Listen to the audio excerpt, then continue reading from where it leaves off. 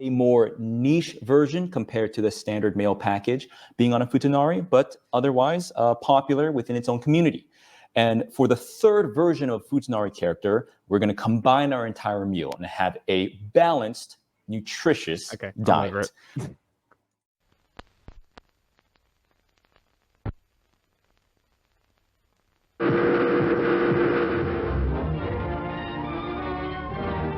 This is the U.S. intelligence agency, mind control.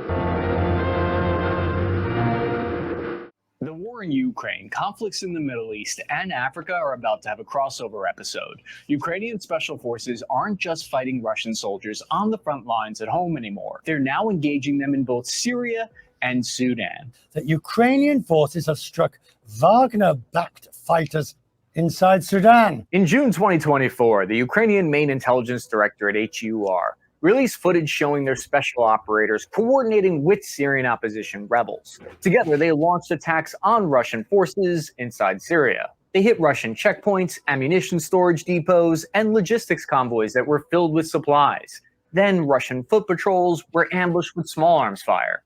The main strategy they appear to be using is guerrilla warfare, with IEDs and RPG strikes. Since these Ukrainian commandos have no direct line to resupply for weapons or equipment, they've had to improvise. They reportedly created makeshift mortar tubes put together in country to be used against Russian defensive positions. But how did the Ukrainian Special Forces team insert into Syria in the first place? It's nearly 1,000 miles away from Ukraine. You can't just hop on. I wonder if the Russians report military deaths in Russia in Syria like America did in Afghanistan. So like if Russians are getting clapped inside Syria, is Russia reporting military deaths? They might. I don't. But hang on. I feel like they wouldn't because of the authoritarian sort of system, war economy. Can we go back to what he just said, though? What he say? What was that? Mortar tubes? Remember how the Paris Olympics? How I went into detail about it's dumb that al-Qeada and ISIS don't use makeshift mortars. Mm. There you go. There you go. Look at that. You might have predicted something. To be used against Russian defensive. Well, we'll find out in a couple days. And look, he's arguing they have no supply line, so that's why they turn to this. Mm. So, like, I think Cal will definitely agree with this stuff that I'm saying is that it's dumb to use suicide bombers when you can just use a mortar and keep your guy alive. Like, the worst that can happen is your makeshift mortar explodes and kills one of your guys. Okay? Yes. Like, you'd be dead anyway. Like, I guess there's easier resources to make those types of bombs and cars and stuff. But, like, where are the mortars as well? Why not both? Like, there's no way you, like, aren't going to, like the fact that there's no terrorist attacks using mortars in the West. Why? They're so easy to make. Giving them ideas. You can literally, you can buy a basic mortar that shoots fireworks. Right? Yeah.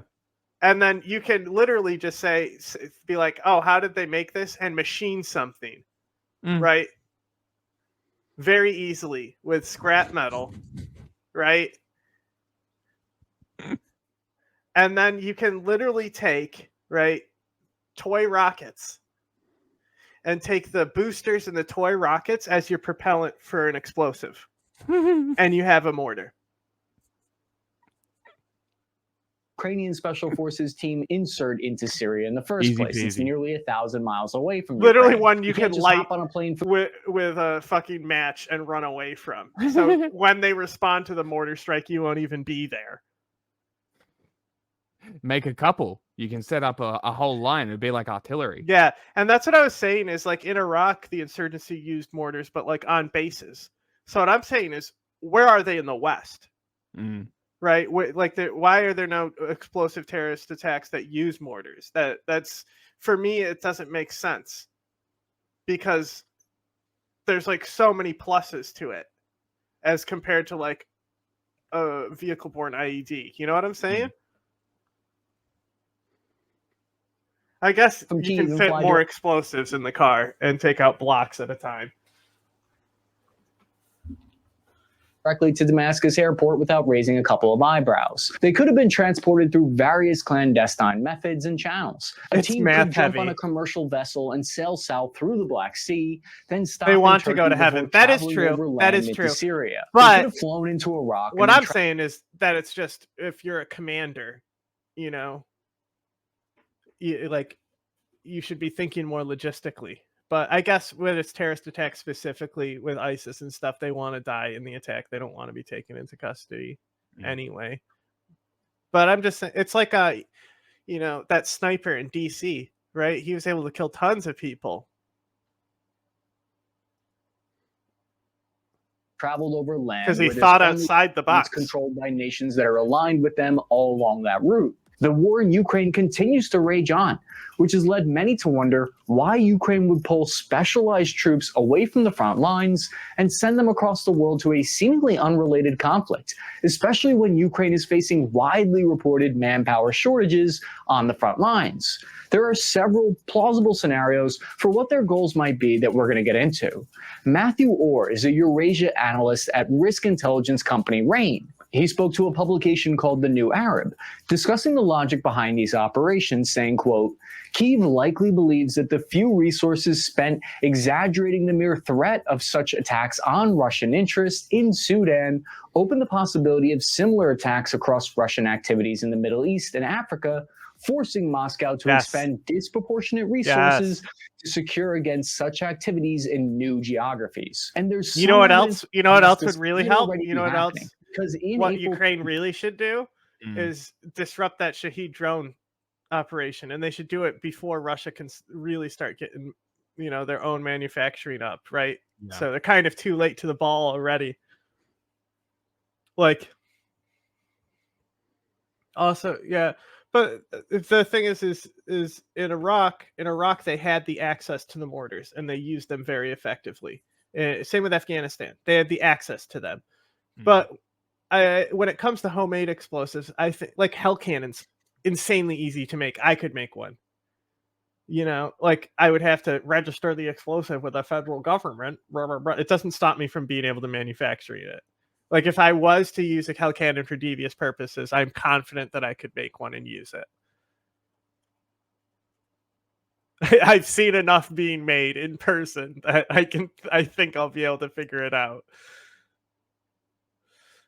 Just like chlorine bombs, which are used by furries at conventions. Oh, look, someone dropped another fucking chemical weapon attack on somebody, on another Assadist.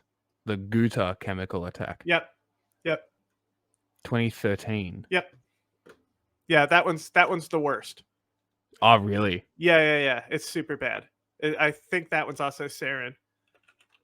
I'm looking at the Wikipedia now. Yeah, it's something like hundreds of people died. Yes, it was sarin. Yeah. Damascus. Suburbs around Damascus struck by rockets. No, because remember, I pulled this one up, and because somebody tried to dispute it by going with the French intelligence number, remember? And then I looked at the source from Wikipedia, how they got that 281, and it was specifically they only sourced it from one specific thing. They weren't looking at a total casualty number. They're only looking at casualties in a certain area. So the United States itself says 1,400. Mm-hmm.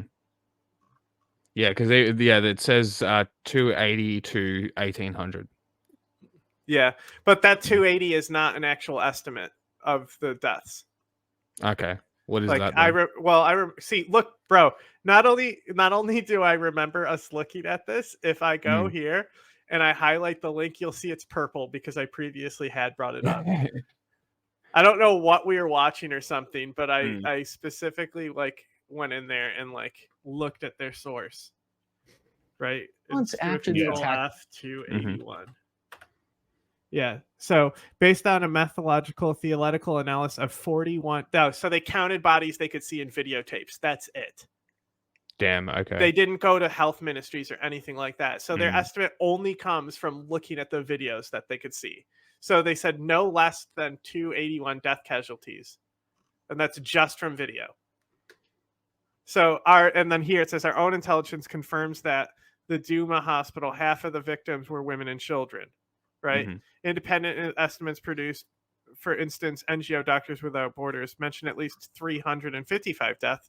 Several technical numbers from different sources assess the final toll approximately 1,500 deaths. That's the French report. Okay. So in the French report, they cite that it is 1,500 people. It is not. They do. So they try to disinform by saying like, how wacky the numbers are from, how they try to discredit the FSA's number, the same way with the Hamas health industry, right? By saying, oh, those estimates, okay, you're going to believe those numbers, but the lowest estimate says this. So like, what is it? Seems like they're exaggerating. It's like, okay, Yeah. who cares if they do exaggerate it? Oh my god. Have you seen those Twitter memes where it's like, is this you? And it's like the most base thing ever is like the other picture. It literally says that. This guy literally just did that. Right? This guy, this is his post, right? Cringe. He goes, supporters of Hezbollah. Hot take that Palestinian flag is backwards. It is. That's funny. So he goes, supporters of Hezbollah, the criminal Bashar al-Assad, and terrorist Iranian regime can't openly show their support without pretending to support Palestine as well. Remove the flag from among these vile symbols. Our cause is not for whitewash. Sorry, it's bad English. Our cause is not for whitewash the images of these murderers who have spilled innocent blood. So it's basically the cause isn't for whitewashing their crimes. We stand with the victims of these atrocities and are enraged that our flag is being used to legitimize these heinous acts. And then he retweets with this. Right? And he goes, this you?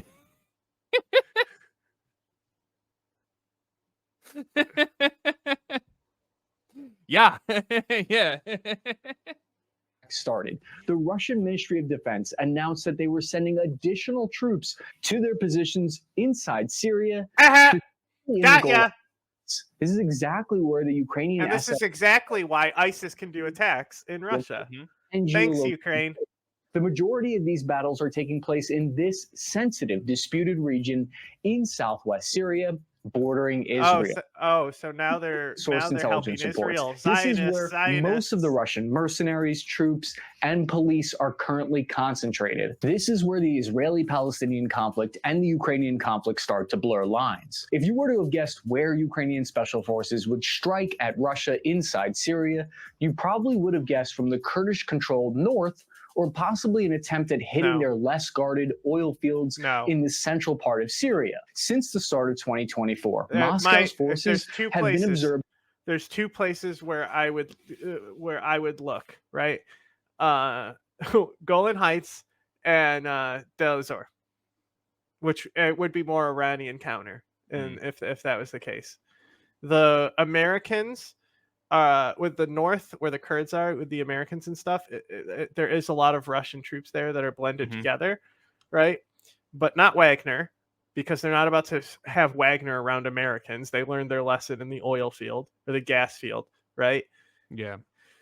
So they don't need to be hitting up there because those are like Russian forces and Americans are already there. These are like covert ops that they kind of don't have clandestine clearance from America, but like, who gives a fuck what America thinks about your ops anyway, right? So like, of course it's the Golan Heights, right? But I think he does raise a good point of being like, hey, you would think these places, but also I would include DEZ in that list of places where you would think it would happen. Creating 3 new forward operating bases and 14 observation outposts on the Syrian-controlled side of the Golan Heights on the border with Israel. What's also interesting is they're also pulling resources from Russia in the north of Syria to move to a place that they didn't have to fucking concentrate much before. Patrol and operate inside the province of Quintar and Dara, which are immediately next to Israel's claimed border. This is one of the first places that is like cleansed. Like it's like Homs and Dara are like the two places. It's the picture we use for the thumbnail on a Syrian conflict. I believe that is Dara in the background. About this, when I say the stolen revolution, right? We didn't use a Kurdish image, even though we were talking to someone from Kurdistan.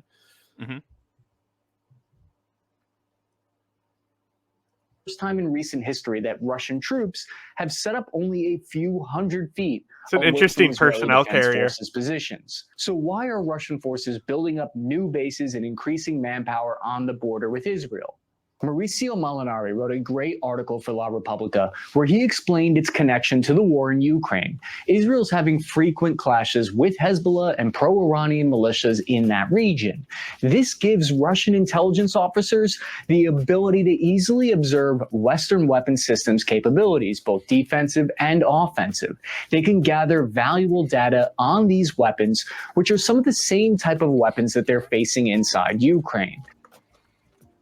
And so the Ukrainian special forces that are striking inside Golan Heights against Russia might also be attempting to disrupt Russian intelligence gathering abilities. In the past, Russia has used Wagner forces for plausible deniability of their operations inside Syria. But what we're witnessing in the Golan Heights is very different. Russia has visibly planted their flag. Molinari said in his article, quote, Russia's acting with deliberate visibility, moving military vehicles, constructing installations, raising the flag, playing the national anthem, and manning bunkers old and new, from which they can clearly observe the Israeli civilian centers in front of them. Russian troops are specifically creating observation posts. This guy's, he does it on his alt channel, but he does on his alt channel, during COVID, he does a Syrian war explain thing, and it's just him, and it's basically him using Google Maps and sources and stuff to explain the Syrian conflict. And like, I think it's probably the best explainer on the conflict. And there's like criticism I could give, like, oh, I would have included this or that, but it's still the best. You know, like any report on Syria can be criticized, just because there's so much. Like, no matter what, you're leaving shit out. It's just a fact with Syria. It's one of the more complex conflicts going on right now. I can't think of what's more complex even. Of Israel. Up until now, Israel and Russia has had this kind of unspoken agreement where they largely do not interfere with each other in Syria. So what's so special about the Golan Heights that seems to have attracted 100 different factions from around the world to fight over? To oversimplify things, before 19... But he, basically to that guy, because I'm like, how do I word this without them being able to sort of push back and be like, Zionist, right? I'm like, why do you hold the same opinion as Zionists that justify their genocide by conflating Hamas and Palestinians and perpetuating collective punishment? They're not the same. Hamas used AQ, ISIS, and the Taliban to provoke death upon Palestinians. Fuck you, Hamas and Israel. I think that's pretty solid, right? Sure. 1967, the Golan Heights was part of Syria. Then, after the 1967 Six-Day War, Israel captured it. In 1981, well, that's the joke Israel in our first episode. They say like the Syrians living in the Golan Heights are living the best life, right? Because he said Syria wouldn't be bad if Israel came in and took it over. Like, that's how bad Assad is. Like, that was the point of saying that. It's like an extreme example that you're using about how bad Assad is. Okay.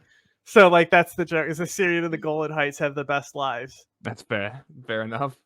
And since then, the United Nations and most countries around the world consider it to be Syrian territory occupied by Israel. Israel's occupied and administered the southwestern 2/3 of the Golan Heights. Like, it's a hotly... Just like the Sinai, you know, like this is acting as a buffer zone during the Arab-Israeli wars, and that's why it's still a holdover. Because Lebanon wasn't involved in those wars. It's only after they make peace with Egypt that Lebanon is the main conflict zone.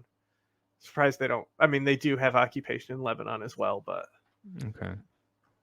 So I'm just trying to. Yeah, there are lots of minefields there. Disputed region and a confusing entanglement of various factions and powers. So we have this situation where Russian and Syrian government troops are fighting against Syrian rebels and Ukrainian special forces in the north of the Golan Heights. Okay. Because I was looking at that map like Lebanon was Syria. I'm an idiot. Yeah, Okay, Israel cuts a little bit between them. Just like Yes. how Afghanistan has a little piece that has China Yes. there. Yes. And that the little piece was Syria, and they basically just imperialized it. Yeah. Very cool. Well, they still do. The Well, other side of the Golan Heights, I mean, there still is stuff there. Like, that still does cut between them, but just barely. Yeah. Man, if Israel has to give back Palestine, and if the same thing also gives back the Golan Heights, they would lose so much. Nobody ever talks about the Golan Heights. I don't think that's ever going to be part of the deal. No. For a two-state solution. No. Just in theory, like if Assad gets murked and the country is miraculously stable overnight. Well, then a leader could make valid UN arguments against them for the Golan Heights. That's why keeping Assad in power is also beneficial to Israel. To Israel, yeah. One of many reasons. Located just like how we kept Saddam in power. Yeah. Kilometers away in the south. Russian troops have been deployed to Syria since 2015, with about 3,000 to 5,000 troops stationed there at any given time. This is a mix of Wagner mercenaries, conventional troops, and police units. Look up Before Trump the invasion Heights. of Ukraine, the only direct action combat formation inside Ukraine's intelligence agency was a small special reconnaissance unit, which aided in the evacuation of Afghanistan's Kabul airport in 2021. After the war broke out, though, the need for an expanded intelligence service with military capabilities caused them to rapidly increase their numbers to 23 separate groups. Each of these groups is tasked with a very specific mission set, such as direct action, field reconnaissance, drone operations, and a host of other secret squirrel stuff that probably won't be declassified for another 75 years. Sergei Sakhankin, a senior fellow at the Jamestown Secret Foundation, squirrel? that probably won't be SS. declassified. Who has a cock? That's a bad example to use. Look at the screen.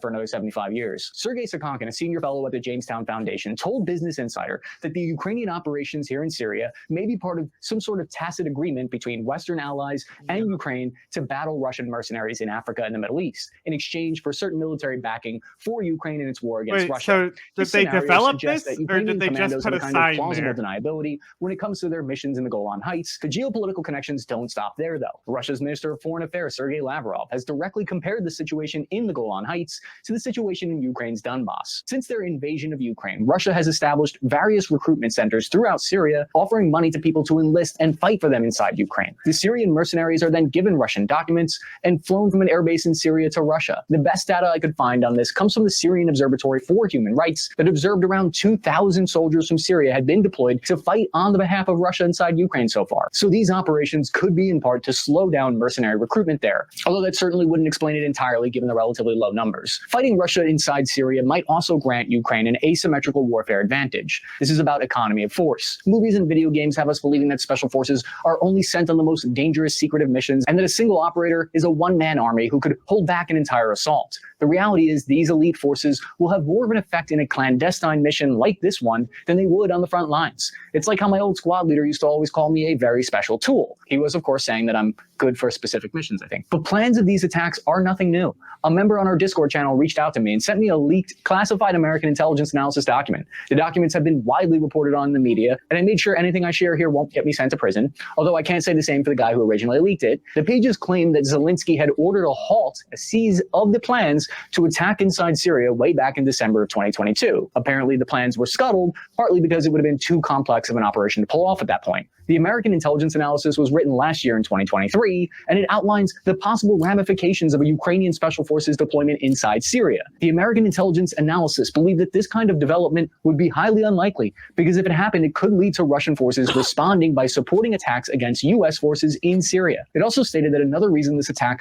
probably hadn't already happened is because the U.S. government was pressuring Zelensky not to operate inside Syria. But it states that if the plans went forward, they would aim to inflict enough Russian casualties to force Russia to bring reinforcements that were fighting in Ukraine and would likely start to target Russian-controlled oil infrastructure inside Syria with UAV strikes, similar to the kind of UAV strikes we've seen Ukraine do recently.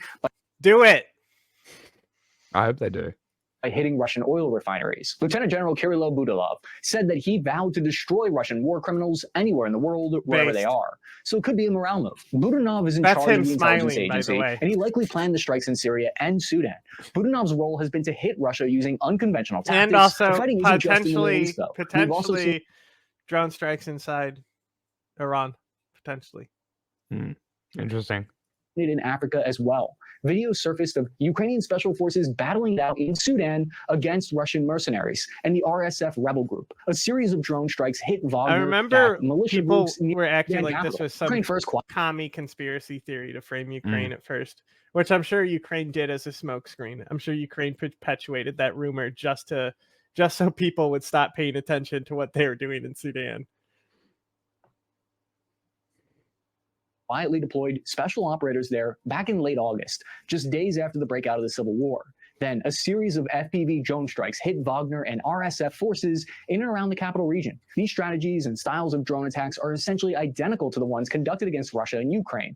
In November, videos began being released by what appeared to be Ukrainian special forces stalking the streets of Sudan under thermals and night vision goggles. The videos show a small team of 9 operators clearing alleyways and setting into position before firing a rocket directly into the window of a nearby building that had several enemy fighters inside of it. After a couple more rocket shots, the occupants of the building began firing back.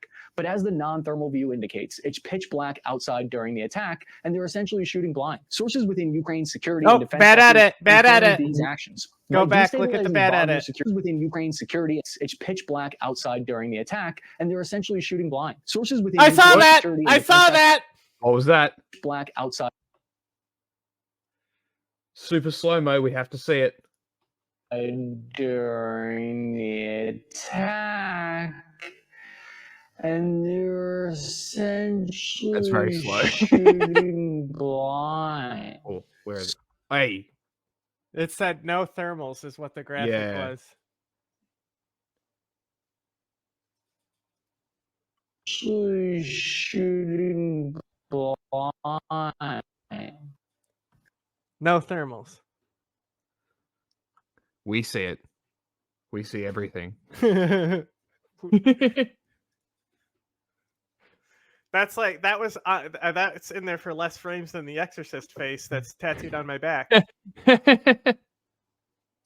Sources within Ukraine's security and defense sectors confirmed these actions. By destabilizing Wagner's security positions and attacking them at vulnerable weak points, they're hoping to cause a disruption of their entire operations. That's not in Sudan. Syria. They're aiming to force troops to have to put up their own protection and defenses all over the country, which in turn reduces their efficiency and speed at which they can operate. Additionally, the resources spent to send a handful of Ukrainian operators into Sudan is significantly lower than the resources that will be spent now by Russia. Also, Ukraine could easily just like pay a few morally like well, don't you know they're behind the ISIS attacks in Russia? No, they could pay a few mercs that had a good moral compass. Oh no, you don't think that's already go what and they're doing? Is fuck like up green beret shit? Oh, like this is a green beret type operation that they're doing here. Yeah.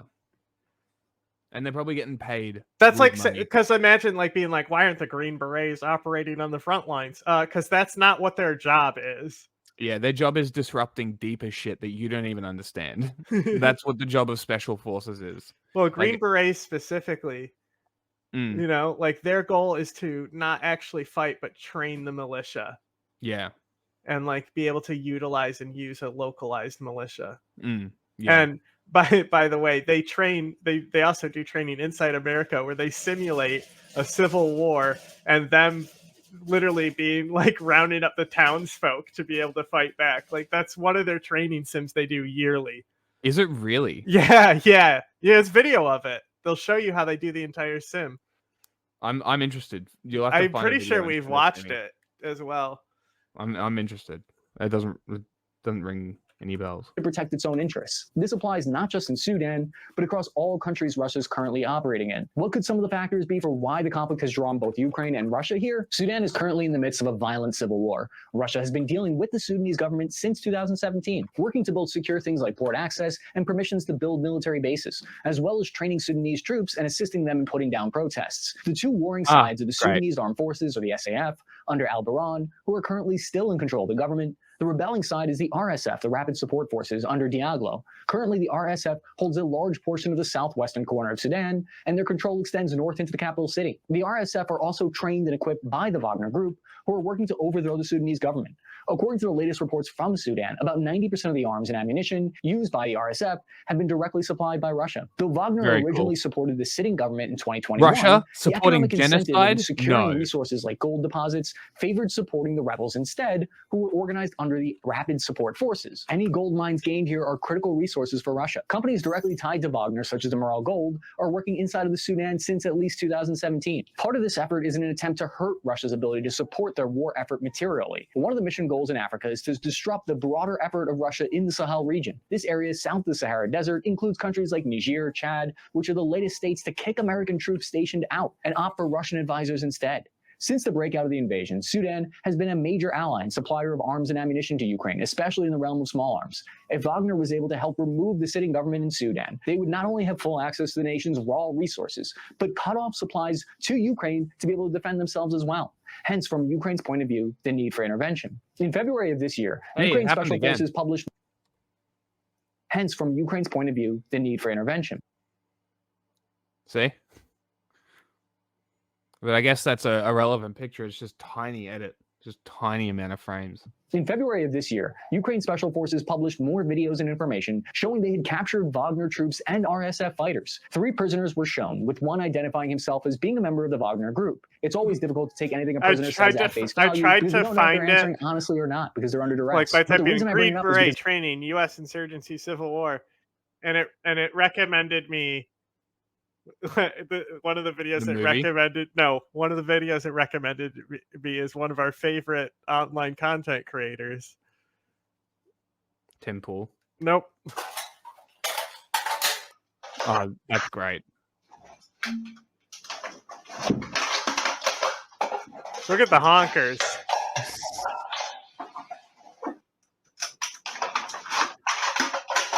Are you going to tell him?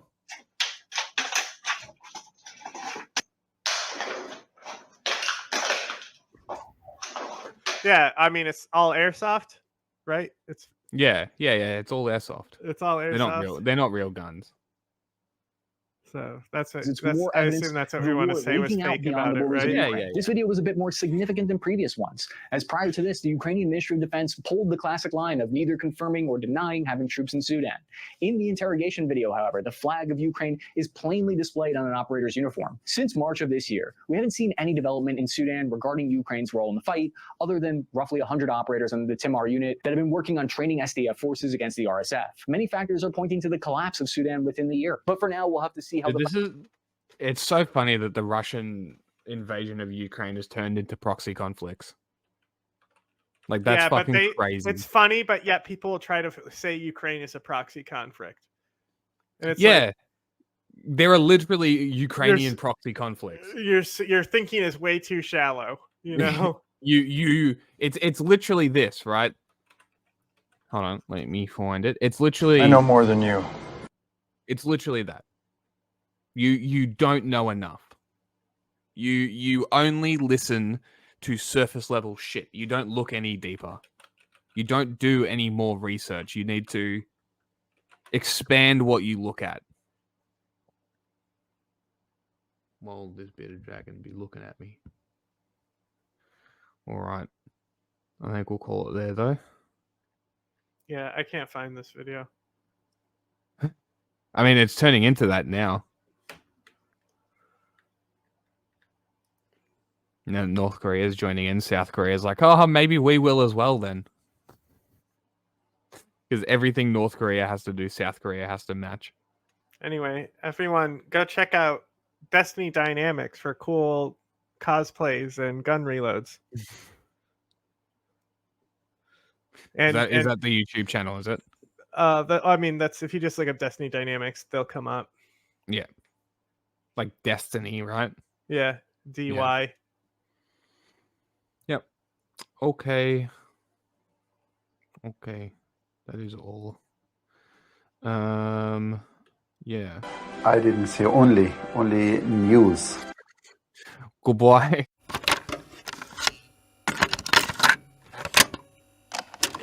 you aware of a CIA psychological profile about you, sir? Would you be interested in hearing what the CIA had to say? This secret study portrays as a brilliant but dangerous megalomaniac who is likely to pursue his own aims in disregard of U.S. interests. He's an uncertain ally. Shall I go on, or would you prefer that I stop, sir?